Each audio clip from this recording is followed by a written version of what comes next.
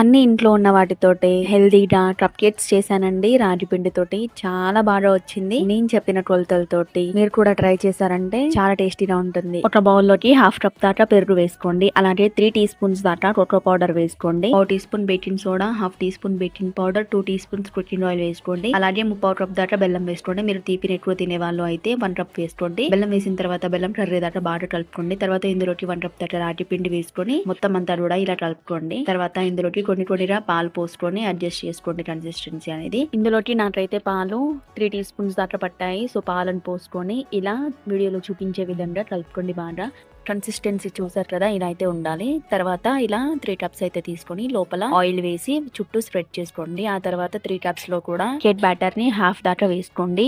నా దగ్గర only 3 cups ఉన్నాయి. సో మిగిలిన బ్యాటర్ అంతా కూడా వేరే గిన్నెలో వేసాను. తర్వాత 10 మినిట్స్ ప్రీ హీట్ చేసుకున్న గిన్నెలో పెట్టేసి 15 మినిట్స్ బేక్ చేసుకుంటే రెడీ అయినట్టే.